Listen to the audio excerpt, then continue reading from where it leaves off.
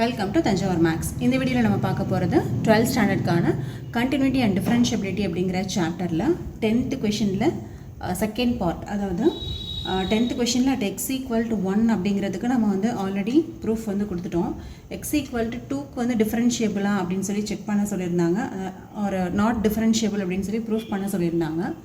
அது வந்து நான் வந்து உங்களுக்கு ஜஸ்ட் ஒரு ப்ராக்டிஸ்க்காக சொல்லியிருந்தேன். ப்ராக்டிஸ் பண்ணி பாருங்கள். அதில் ஏதாவது உங்களுக்கு டவுட் இருந்ததுன்னா கேளுங்க அப்படின்னு சொல்லிட்டு. ஸோ அந்த சொல்யூஷனை நம்ம வந்து இப்போ பார்க்கலாம். நம்ம சேனலை நீங்கள் சப்ஸ்கிரைப் பண்ணாமல் இருந்தீங்கன்னா சப்ஸ்கிரைப் பண்ணி வச்சுக்கோங்க. வாங்க வீடியோக்குள்ளே போகலாம். ஸோ இதான் வந்து அவங்க கொடுத்துருந்த function f of x equal to greatest integer function. X equal to 1ல் நாட் டெரிவேட்டிவ் அப்படின்னு சொல்லி ப்ரூஃப் பண்ணிட்டோம். அதாவது நாட் டிஃபரன்ஷியபிள் அப்படின்னு சொல்லி ப்ரூஃப் பண்ணிட்டோம். இப்போ எக்ஸ் ஈக்குவல் டு 2லையும் நாட் டிஃபரன்ஷியபிள் அப்படிங்கிறத ப்ரூஃப் பண்ணணும். ஸோ அதுக்கு left hand derivative right hand derivative ரெண்டுமே வந்து நம்ம கண்டுபிடிக்க போகிறோம். ஸோ இது லெஃப்ட் ஹேண்ட் டெரிவேட்டிவ். இதில் நம்ம ஃபஸ்ட்டு என்ன பண்ண போகிறோம்னா இந்த ஏ இருக்கிற பிளேஸில் 2 வந்து சப்ஸ்டியூட் பண்ண போகிறோம். So limit h tends to 0 f of 2 minus h minus f of 2 divided by h. Next limit h tends to 0 f of 2 minus h. இப்போ f of 2 minus h னா இங்கே ஃபங்க்ஷன் வந்து என்னது greatest integer function minus f of 2 அப்படின்னா greatest integer function divided by h. This is equal to limit h tends to 0. இப்போ 2 minus h அப்படின்னா அதோட greatest integer function என்ன அப்படின்னு சொல்லி பார்க்கணும். greatest integer function 2 minus h. நம்ம hங்கிறது ஏற்கனவே என்ன சொல்லியிருக்கோம்னா ஒரு ஸ்மால் வேல்யூ அப்படின்னு சொல்லியிருக்கோம். நியர்பை 0வாக இருக்கலாம், 0க்கு பக்கத்தில் உள்ள ஏதோ ஒரு நம்பர், ஆனால் வந்து ரொம்ப ரொம்ப சின்ன நம்பர் அப்படின்னு சொல்லியிருக்கோம்.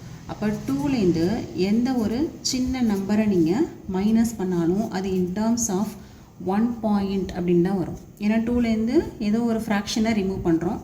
அப்போ 1 பாயிண்ட் சம்திங் அப்படின்னு வரும். இப்போது 2 minus 0.5 அப்படின்னு சொன்னால் 1.5 அப்படின்னு வரும். இதுவே இதுக்கு வந்து 1.2ன்னு வரும். அப்போ 2லேருந்து எந்த ஒரு சின்ன பார்ட்டை ரிமூவ் பண்ணாலும் அது வந்து எப்படி இருக்குன்னு பாருங்கள், 1 பாயிண்ட் சம்திங்னு வருது. நமக்கு கொடுத்துக்கிறது வந்து என்னது கிரேட்டஸ்ட் இன்டீஜர் ஃபங்க்ஷன். அப்போ நம்ம வந்து எதுக்கு பக்கத்தில் உள்ள கிரேட்டஸ்ட் இன்டீஜரோ அதை மட்டும் தான் எடுத்துப்போம். அப்போ இதுக்கு வந்து 1, இதுக்கு வந்து 1. ஓகே, அப்போ 2லேருந்து ஒரு சர்டைன் அமௌண்ட்டை நீங்கள் வந்து ரிமூவ் பண்ணிங்கன்னா எல்லாமே எதுக்கு தான் ஈக்குவலாக இருக்குது, 1க்கு தான் ஈக்குவலாக இருக்குது. அப்போ greatest integer function of 2 minus H வந்து எப்போவுமே என்னவாக தான் இருக்குன்னா 1 தான். ஓகே, இதை அப்படியே இங்கே யூஸ் பண்ணிக்கலாம். இப்போ 2 மைனஸ் ஹெச்சுக்கு பதிலாக 1 மைனஸ் 2ஓட கிரேட்டஸ்ட் இன்டீஜர் ஃபங்க்ஷன் 2 தான் divided by H. Limit h tends to 0 1 minus 2 minus 1 divided by h. இப்போ வந்து இதுக்கு 0 அப்ளை பண்ணோன்னா minus 1 by 0 anything by 0 infinity by infinity கிடைக்குது. இதுதான் வந்து left hand derivative. இப்போ நெக்ஸ்ட் நம்ம செக் பண்ண போகிறது ரைட் ஹேண்ட் டெரிவேட்டிவ். இப்போ இதுலேயும் ஏக்கு பதிலாக நம்ம என்ன சப்ஸ்டியூட் பண்ண போகிறோம் அப்படின்னா 2ன்னு சப்ஸ்டியூட் பண்ண போகிறோம். இப்போ f of 2 plus h minus f of 2 divided by h. limit h tends to 0 2 plus h. இப்போ இதே இதில் வந்துட்டு 2 plus hக்கு என்ன வரும் அப்படின்னு சொல்லி பார்க்கலாம். இப்போ 2 plus h அப்படிங்கிறது கிரேட்டஸ்ட் இன்டீஜர் ஃபங்க்ஷனுக்கு என்னன்னு சொல்லி செக் பண்ணுறோம். இப்போ 2 plus 0.2 அப்படின்னு என்ன வரும் 2.2. இதுவே 2 plus 007 அப்படின்னா 2.07. அப்போது 2 கூட நீங்கள் எந்த ஒரு ஸ்மாலஸ்ட் நம்பர் நியர்பை 0வை ஆட் பண்ணாலும் அதுக்கு 2 பாயிண்ட் சம்திங் அப்படி தான் வருது. அப்போ இது கிரேட்டஸ்ட் இன்டீஜர் ஃபங்க்ஷன் போடும்போது ஆன்சர் வந்து 2 மட்டும்தான் வரும். அப்போ greatest integer function of 2 + h என்ன வருதுன்னா 2 தான் வருது. ஓகே, அப்போ இந்த வேல்யூவை நம்ம யூஸ் பண்ணிக்கலாம். இப்போ 2 மைனஸ் இதுவும் வந்து 2 டிவைடட் பை h. 2 minus 2 வந்து 0 divided by h. இப்போ நம்ம ஹெச்சோட வேல்யூ சப்ஸ்டியூட் பண்ணக்கூடாது. ஏன்னா 0 டிவைடட் பை எனிதிங் வந்து என்னது 0 ஆகிடும். அப்போ ரைட் ஹேண்ட் டெரிவேட்டிவ் வந்து 0. ஸோ எப்போவுமே நம்ம லிமிட் வேல்யூ அப்ளை பண்ணும்போது ஃபைனலாக எந்த அளவுக்கு முடியுமோ அந்த அளவுக்கு சிம்பிளிஃபை பண்ணிவிட்டு அதுக்கப்புறமா தான் நீங்கள் வந்து தேவைப்பட்டால் அந்த லிமிட்டை வந்து சப்ஸ்டிட்யூட் பண்ணலாம், அப்படி இல்லைன்னா இதோட கூட விட்டுடலாம். இப்போ left hand derivative is not equal to right hand derivative. இந்த ரெண்டு டெரிவேட்டிவ்ஸும் ஈக்குவலாகவே இல்லை. therefore we can say f is not differentiable. இப்போ நம்ம வந்து differentiable தான் செக் பண்ணிக்கிட்டு இருக்கோம். So not differentiable at x equal to 2. இதை நம்மளை ப்ரூஃப் பண்ண சொல்லியிருந்தாங்க. So we have proved it. Okay, இதோட 10th கொஷின் வந்து கம்ப்ளீட் ஆகுது. நீங்கள் ஆல்ரெடி இதை நீங்கள் போட்டிருந்தீங்க அப்படின்னு சொன்னால் இந்த சொல்யூஷன் கூட நீங்கள் உங்களோட ஆன்சரை வந்து நீங்கள் செக் பண்ணிக்கலாம், வெரிஃபை பண்ணிக்கலாம். நெக்ஸ்ட்டு எக்ஸசைஸ் நம்பர் 5.3ல ஃபைண்ட் dy by dx, அதுதான் வந்து நம்ம கொடுத்துருக்கிற கொஷின். அதாவது இப்போ இங்கே சில ஈக்குவேஷன்ஸ் வந்து கொடுத்துருப்பாங்க, அதுலேருந்து நம்ம வந்து dy by dxோட வேல்யூ வந்து ஃபைண்ட் அவுட் பண்ணணும். ஓகே, ஸோ ஃபஸ்ட்டு கொஷின் வந்து பார்க்கலாம். 2x + 3y = sin x அப்படின்னு சொல்லியிருக்காங்க. இதை நம்ம என்ன பண்ண போகிறோம் அப்படின்னா first differentiating with respect to X. Okay, எக்ஸை வச்சுட்டு நம்ம இப்போ டிஃபரன்ஷியேட் பண்ண போகிறோம்.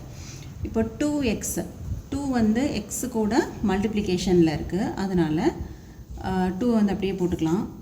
டிஃபரன்சியேஷன் ஆஃப் எக்ஸு வந்து 1 plus 3 into differentiation of y வந்து dy by dx.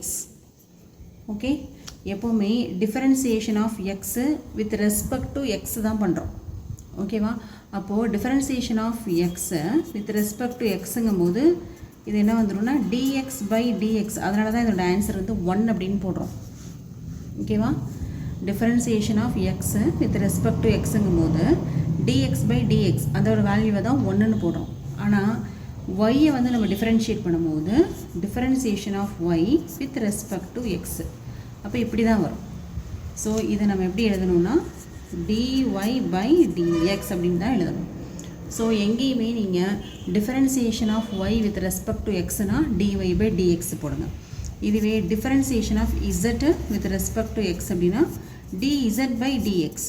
ஸோ நீங்கள் எந்த எக்ஸை தவிர மற்ற எல்லாத்துக்குமே வந்து dz by dx இந்த மாதிரி ஃபார்மேட் தான் நீங்கள் வந்து யூஸ் பண்ணணும். ஸோ இது நீங்கள் வந்து மெமரியில் வச்சுக்கோங்க. ஓகே, ஸோ இங்கே இப்போ இந்த 2 டேர்ம் முடிச்சிட்டோம். ரைட் சைடில் sin x, sin xோட டிஃபரன்சியேஷன் வந்து cos x. ஃபார்முலாஸ் வந்து தெரியல அப்படின்னா இன்ட்ரொடக்ஷன் வீடியோவில் இருக்குது, நீங்கள் அங்கே போய் செக் பண்ணிக்கலாம். இதுலேருந்து நம்ம என்ன கண்டுபிடிக்கணும்னா dy by dx தான் நம்மளை ஃபைண்ட் அவுட் பண்ண சொல்லியிருக்காங்க. அப்போ இந்த +2 இருக்கு இல்லையா, இதை ரைட் சைடு கொண்டு போயிடுறேன். 3 dy by dx equal to cos x minus 2. இப்போ dy by dx மட்டும்தான் எனக்கு வேணும். This is equal to cos x minus 2 divided by 3. Okay, so இதுதான் நமக்கு தேவையான ஆன்சர். இதே மாதிரி கொஷின் நம்பர் 2 பார்க்கலாம்.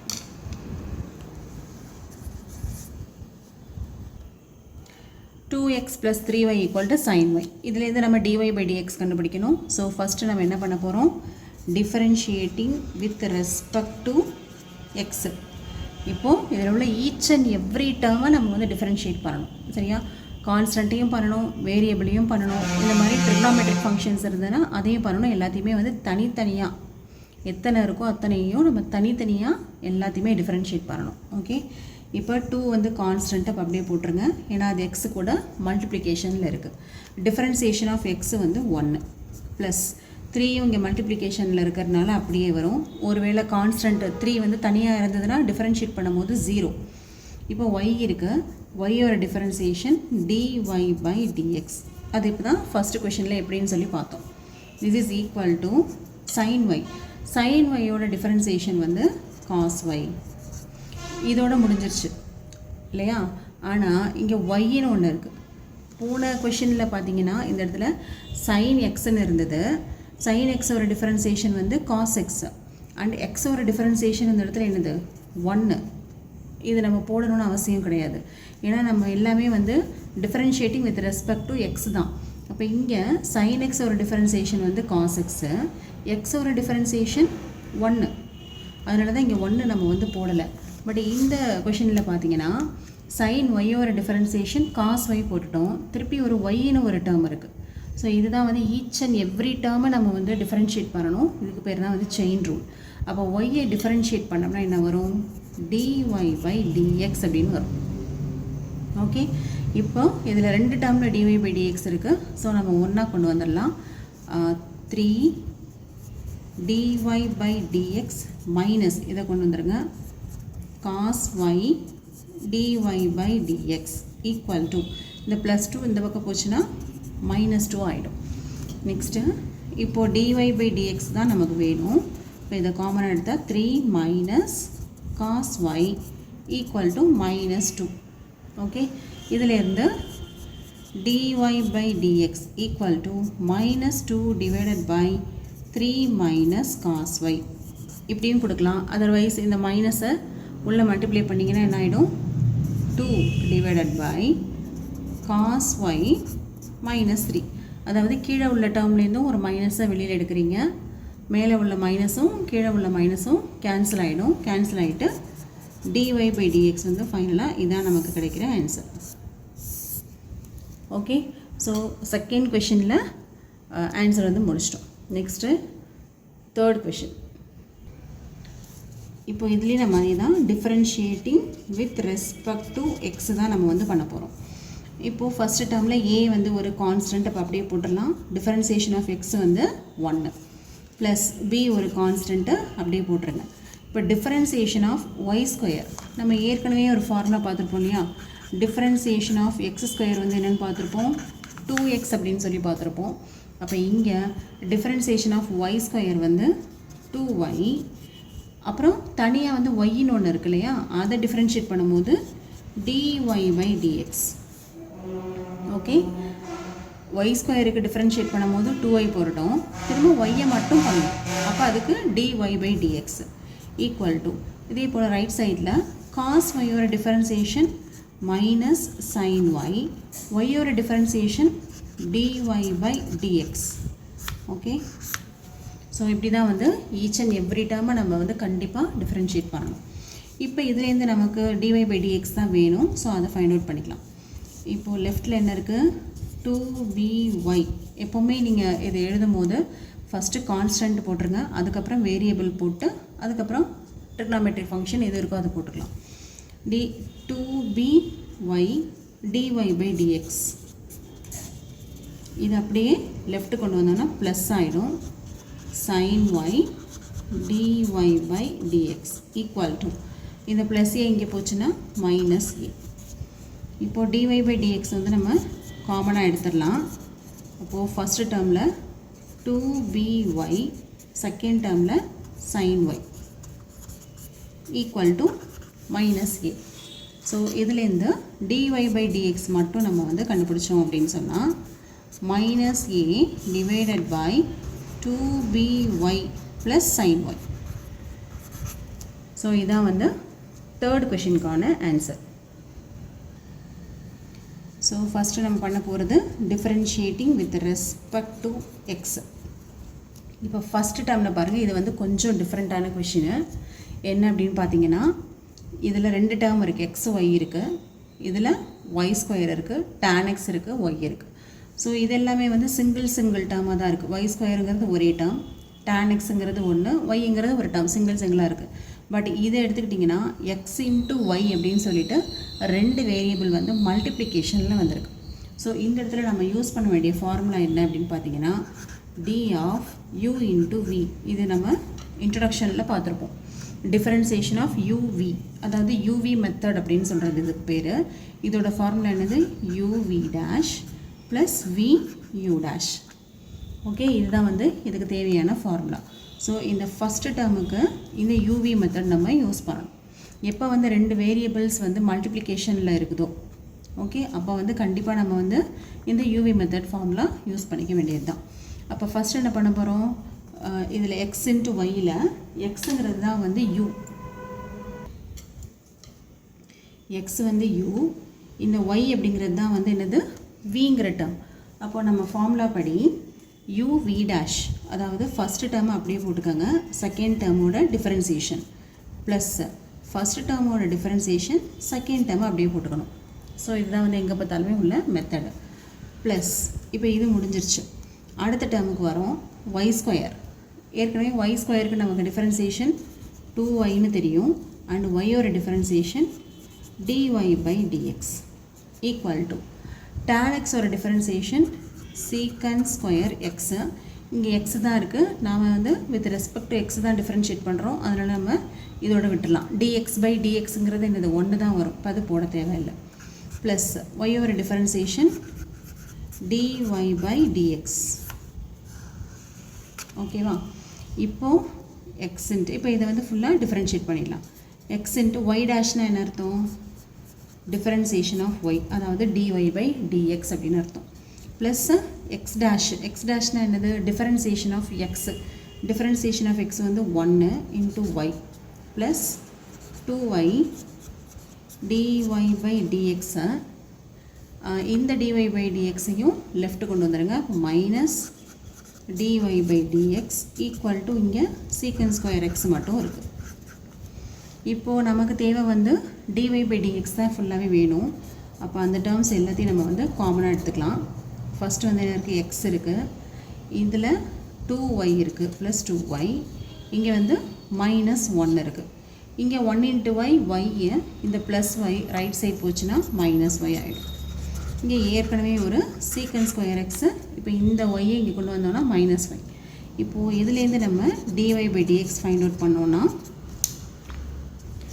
Secant square x minus y divided by x plus 2y minus 1 அப்படின்னு கிடைக்குது. இதுதான் வந்து நமக்கு தேவையான dy by dxோட வேல்யூ. ஓகே. ஸோ இந்த 4th கொஷினில் நீங்கள் என்ன ரொம்ப கவனமாக பார்க்கணும் அப்படின்னு சொன்னால், இந்த இடத்துல நம்ம வந்து யூவி மெத்தடு யூஸ் பண்ணியிருக்கோம். ஸோ 2 வேரியபிள்ஸ் வந்து மல்டிப்ளிகேஷனில் இருக்கும்போது அதை டிஃபரன்ஷியேட் பண்ணணும் அப்படின்னா கண்டிப்பாக வந்து யூவி மெத்தட் தான் யூஸ் பண்ணி தான் போடணும். இதே பேஸ் பண்ணி தான் வந்து அடுத்து 5, 6 எல்லாமே வந்து யூவி மெத்தட் யூஸ் பண்ணுற ஃபார்முலா சம்ஸ் தான். ஸோ 5th கொஷின்லேருந்து நம்ம வந்து நெக்ஸ்ட் வீடியோவில் பார்க்கலாம். நம்ம சேனல் உங்களுக்கு பிடிச்சிருந்ததுன்னா லைக் பண்ணுங்கள், ஷேர் பண்ணுங்கள், மறக்காமல் கமெண்ட்ஸ் போடுங்க. தேங்க்யூ ஃபார் வாட்சிங்.